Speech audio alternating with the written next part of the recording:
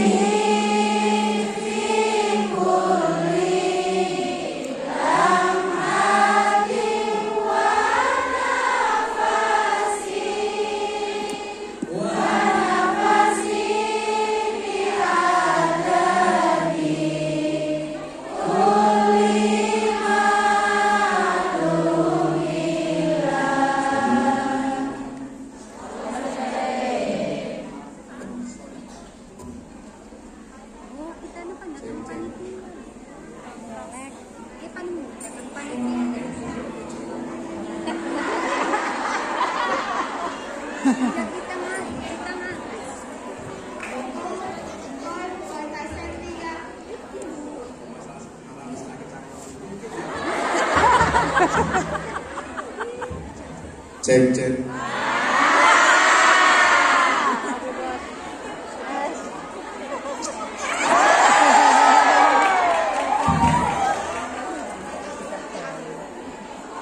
Ibu-ibu sekalian,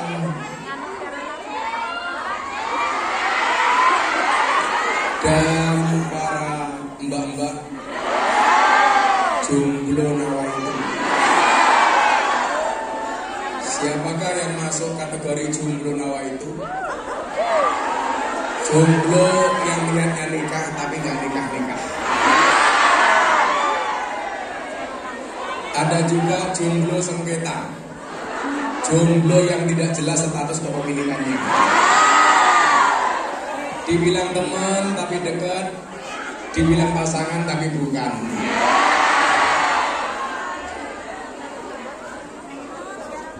Ada gajah makan gorengan. Kembali berjumpa dengan Gus Miftah, Presiden para Kungyan.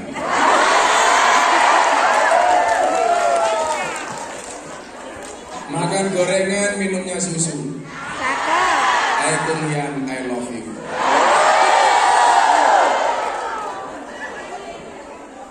Bersyukur siang hari ini, satu hari menjelang saya berangkat haji, bisa membersamai ibu-ibu dan mbak-mbak yang ada di Hongkong.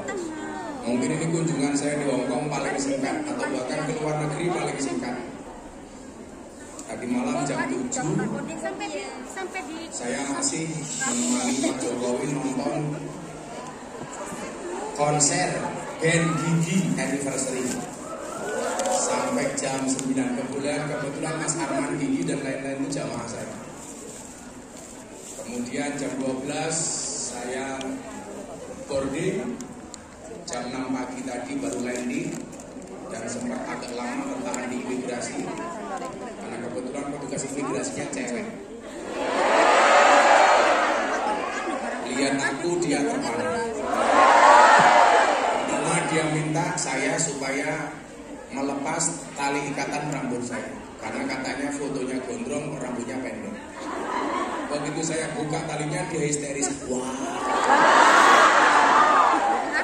Setelah rambut saya lepas, dia bilang lagi, tolong copot kacamatanya. Kembali kacamata saya buka dan dia tambah histeris. Lama-lama dia minta buka celananya. Makanya tadi Mas Aris sama saya keluarnya duluan Mas Aris. Sampai alhamdulillah bisa masuk ke Hongkong kembali. Dan nanti malam jam 7 saya harus kembali. Karena besok sore saya diminta untuk menemani Mas Erick Thohir nonton timnas Indonesia versus Argentina. Dan saya bersyukur sampai hari ini Indonesia belum pernah kalah sama Argentina. Kenapa? Karena belum pernah bertanding. Dan lusa insya Allah saya berangkat haji Mekah Madinah. Maka saya doakan semua yang ada di sini mudah-mudahan segera dipanggil oleh Allah Subhanahu wa Ta'ala.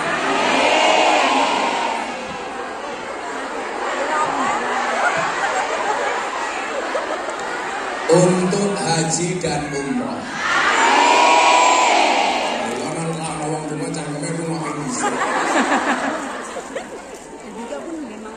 Ibu bapak yang saya muliakan, ibu bapak, ibu-ibu, bapak dan bapak dua yang saya muliakan. Wa man ladzatu illa ba'da ta'bi. Tidak ada kenikmatan kecuali setelah bersusah payah. Susah payahmu di Hongkong hari ini, insya Allah masa depanmu akan nikmat. Makanya kalau punya uang tolong ditabung, jangan untuk ngopeni garangan. Punya uang itu ditabung, bukan dicelengi. Kenapa? Karena ada bayi tabung, nggak ada bayi celeng. Orang itu mohon maaf memang bilang, uang bukan segalanya. Tapi ingat, untuk segalanya butuh uang. Memang tidak dibawa mati, tapi kalau gak ada uang serasa mau. Makanya kalau berdoa, ya Allah, uang itu tidak bisa menjamin bahagia, tapi kalau banyak mungkin bisa ya Allah. Sekarang mohon maaf, sebaik apapun kita, kalau miskin pasti dicuekin. Tetapi kalau kamu kaya, jangankan ngomong, ngentut saja kamu disanjung. Untuk uang. Mindset orang Islam itu harus dirubah Bapak Ibu. Ada bapaknya soalnya. Bapak pendatang ilegal. Coba, saya itu sering mengkritisi sahabat-sahabat saya Ustadz Kiai di Indonesia. Idola Ustadz di Indonesia itu rata-rata mengidolakan pendiri Salbiyah. Namanya Imam Abil Hasan As-Salbi. Ini tokoh sufi, tapi kaya raya. Orang itu kalau ngomong tasawuf biasanya miskin. Dan sosok itu bisa kita lihat dari ini pada pribadi guru kita semuanya, Maulana Al-Habib Lutfi bin Yahya Pekalongan. Beliau presiden ulama sufi sedunia, Rais Am Jadman internasional. Tapi beliau juga hidupnya terpandang. Hari ini menjadi One Team Press, Dewan Pertimbangan Presiden. Saya itu harus segera pulang karena besok siang saya diundang sama Habib Lutfi oleh Menteri Pertahanan Pak Prabowo untuk rapat di kantor Kementerian Pertahanan. Makanya saya harus pulang karena mendampingi beliau. Nah, orang Islam itu, apalagi Anda yang ngaku NU maupun Ahlus Sunnah wal Jamaah, mindsetnya seharusnya apa? Jadilah orang Islam yang zuhud, tasawuf, tapi juga punya uang. Kalau orang mengatakan rugi donya ora dadi apa-apa sing kondo sapa. Kowe rugi donya ora kuat tuku tiket. Duwe duit mawon urung mesti iso tuku tiket. Apa meneh ra duwe duit. Wajahmu aja mesak-mesake biasa wae. Malah karo kotak infak iki. Dengar ora iso njor iki ya.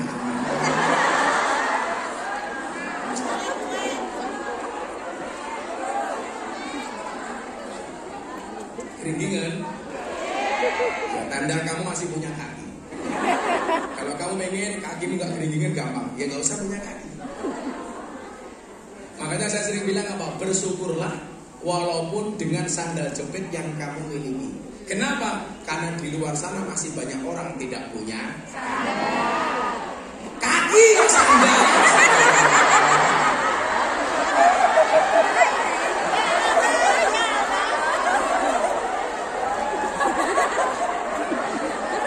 Nyambung belas ya.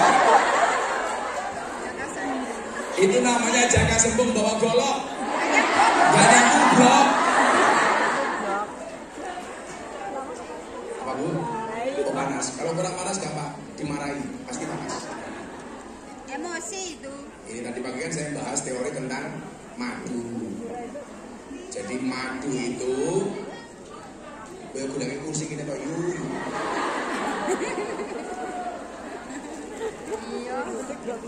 Kalau madu lemon seperti ini itu bagus untuk tenggorokan. Madu jahe itu bagus untuk orang masuk angin. Madu plus istri perang dunia ketiga.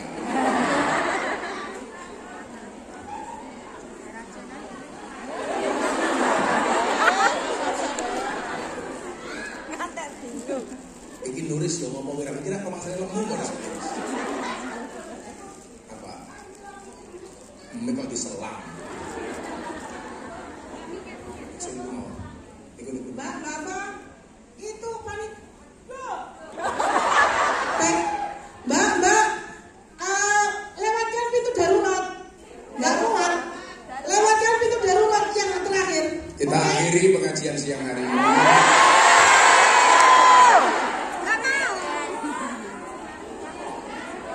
Oh tadi hujan. Yakinlah, hujan itu turun bukan jatuh. Yang jatuh itu aku, jatuh cinta sama kamu.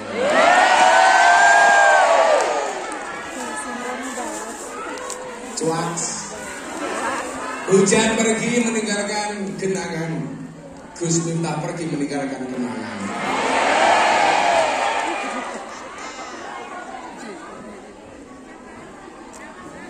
Mantan pergi meninggalkan utang. Kembali kepada Imam Abul Hasan Asy'adili. Semangat ini harus dipegang oleh kawan-kawan semua yang ada di Lombok. Bahwa Islam itu tidak mengharamkan orang menjadi kaya. Bahkan harus. Walaupun kita bekerja di sini, mohon maaf, jangan minta kaya tapi minta cukup. Karena banyak orang kaya hidupnya tidak merasa cukup.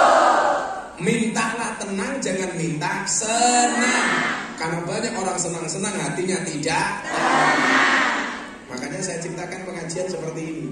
Pengajiannya senang, hatinya tenang. Orang itu kalau bermaksiat pasti gak tenang, walaupun dia senang. Kayak mangku purel ning karaoke ya. Itu senang, tapi tidak tenang. Nembe nyanyi di telepon bojone modar kaya. Pengalaman matamu ngawur. Bukan pengalaman, aku kiai ini purel. Purel itu perempuan relatif usel-usel.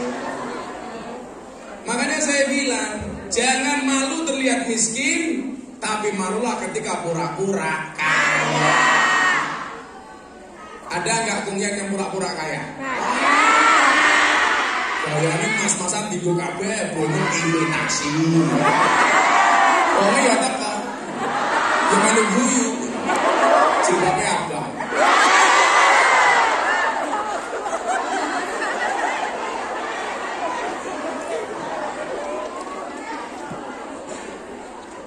Oh begini loh.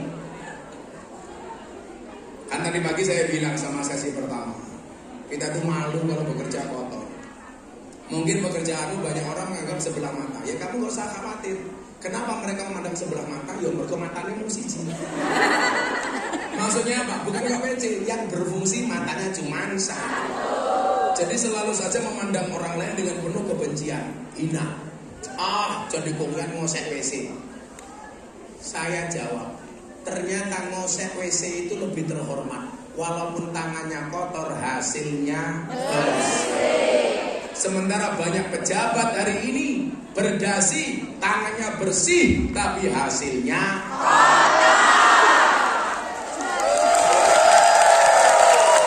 coba berita terbaru di Indonesia, seorang menteri ditangkap sama jaksa agung gara-gara korupsi kasus BTS Tower 8 triliun. Itu umpama 8 triliun untuk beli dawet kongyan sak Hongkong iso renang kabeh.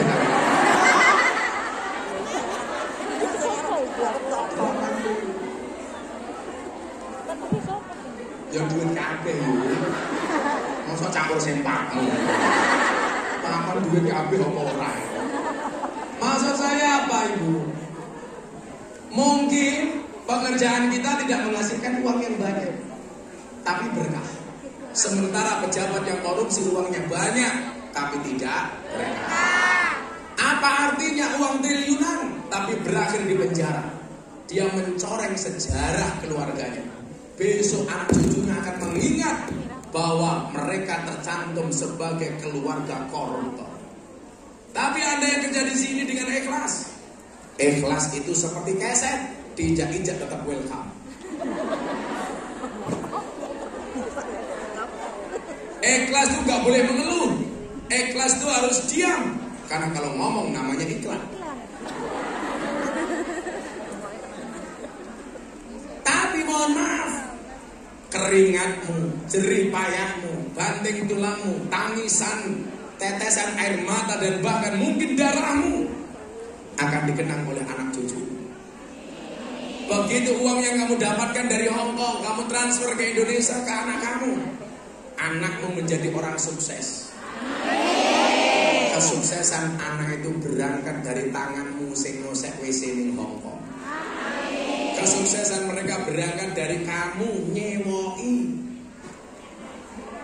Pak nenek mending kakek barang itu. Dan itu mohon maaf, catatan emas yang akan dikenang oleh anak-anakmu. Maka jangan malu. Kalau kamu ditanya, apa pekerjaanmu di Hongkong? Kuyang.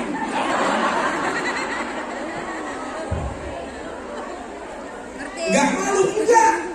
Yang seharusnya malu adalah mereka yang merampok uangnya rakyat. Makanya saya itu, Bu, godaan-godaan jabatan itu banyak. Saya digoda untuk nyalon gubernur di Lampung. Karena kebetulan saya lahir di Lampung. Saya bilang saya nggak pantas jadi gubernur. Apa? Pantas jadi apa? Pantasnya jadi teman yang membersamaimu di saat suka dan duka. Loh, siapa ngerti toh? Aku tekan kayak ini.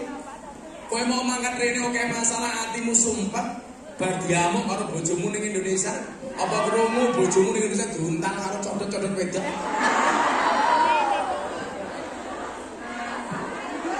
Ada nggak kasus istrinya di Hongkong, suaminya ning kono diuntang karo? Sing kene jawab wis tahu.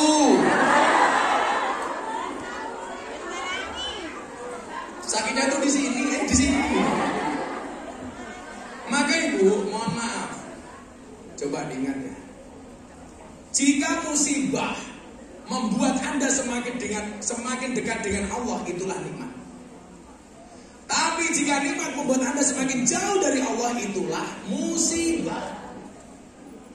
Kan ada tuh, tiba-tiba orang kalau dapat nikmat malah dia jauh dari Allah. Tapi begitu diuji oleh Allah, dia malah dekat dengan Allah. Salah satu ujian itu apa? Di panggung panas gak ada kipas angin. Itu ujian.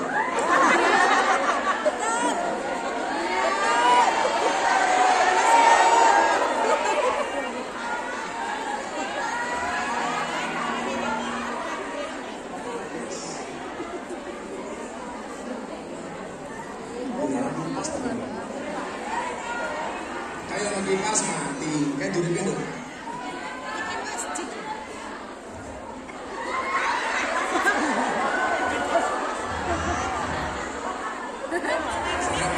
Indonesia ini masuk boleh itu cembung ini yang boleh balsam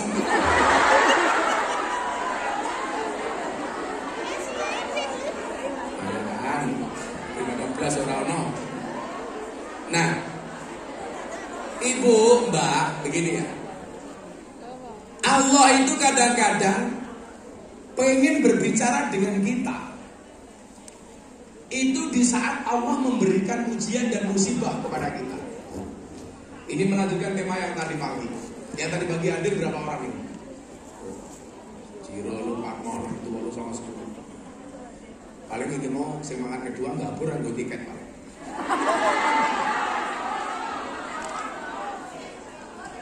Kalau ini dari awal maju terus, paling aos.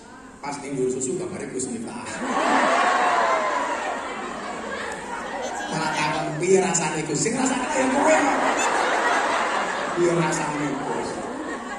Mantap apa wis tumbuh apa mah?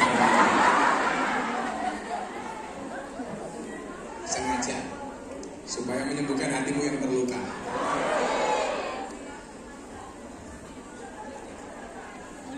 Luka itu bisa sembuh.